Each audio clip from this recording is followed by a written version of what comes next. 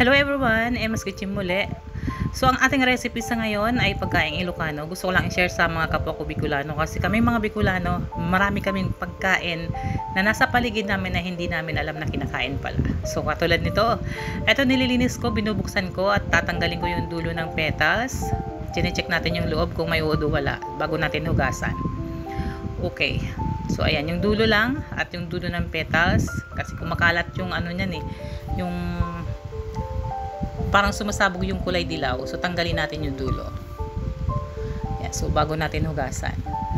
Ayan, yung bulaklak ng katuray hindi namin alam na pagkain to ha. So alam ko parang puno ng kahoy to eh. So wala kami nito, hindi namin to alam. Ayan, then sitaw. Pinuputol ko isa-isa kasi gusto kong masigurado na walang uod. So ang sitaw pag may butas yan, sigurado may uod yan. So ganun lang guys. Syempre ayaw natin ng may uod, no? Okay, din okra. Puputulin lang natin yung dulo. Kasi medyo matigas yan. Dulo sa dulo ang tatanggalin ko lang.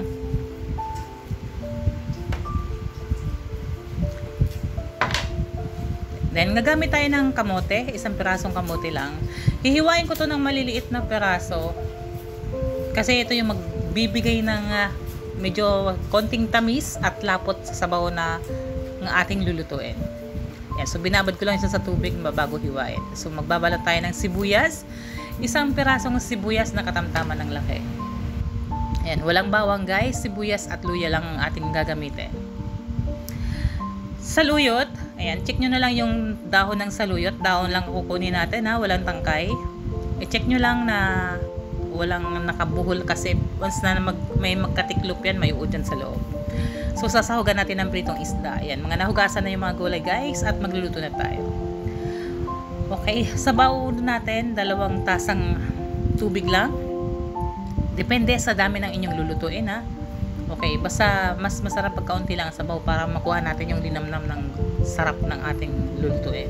Okay, nilagyan ko na yung luya, sibuyas at pritong isda. Pakukulaan natin yan. Lagyan natin ng bagoong isda. Katamtaman lang para hindi umalat. Kung sa tingin nyo sapat na, okay na yon. Sinabay ko na yung kamote para mapalambot natin. Okay, so tatakpan natin siya. Hintayin natin kumulo hanggang sa maluto yung kamote.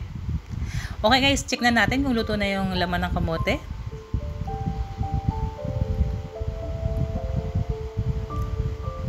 O ayan, dahil luto na. Yung iba pwede nyong durugin para makuha nyo yung gusto nyong lapot ng, para malapot ng bahagya yung sabaw natin. Then yung isda, tatanggalin ko na. Kasi isda yan, para hindi naman madurog syempre. Okay, titikman na natin yung lasa kung sakto lang. Okay na yung lasa guys, so mag-a-add ako ng kaunting bechin.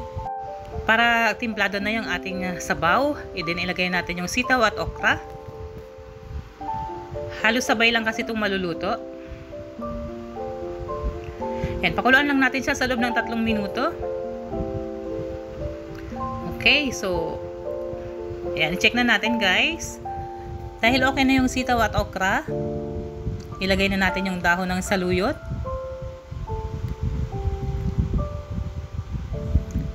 Then isabay na natin yung bulaklak ng katuray na din. Pakuluan lang natin to ng another 3 minutes or 3 minuto. Ayan, kung napapansin nyo, ang dami, no? Oo, maliit lang kasi yung pinaglutuan ko. Sa aming mga Bicolano, hindi namin alam kung anong lasa nito. Sa totoo lang, ako nga late na ako kumain ng okra at ng saluyot. Sa totoo lang, hindi ko kinakain yan. So, halos ngayon ko lang siya natikman. So, nang natikman ko, nako, napakasarap pala. Ayan na guys, babalik ta rin na natin. Halos luto na yung ating gulay, yung ating ulam. Ako, napakabango. Amoy na amoy ko yung aroma ng dahon at ng luya. Nako, napakabango at napakasarap. Ayan na, ipatong na natin yung isda, yung tinanggal nating isda kanina. O diba, at least hindi durog, nakuha lang natin yung lasa ng isda.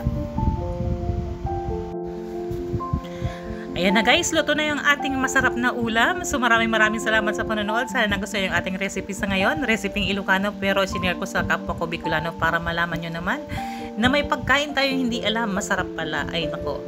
So, sa mga Ilocana dyan, salamat sa pag-share ng inyong ulam. Sana tama yung pagkakaluto ko. Pero, sinasabi ko sa inyo, masarap to. Ayan.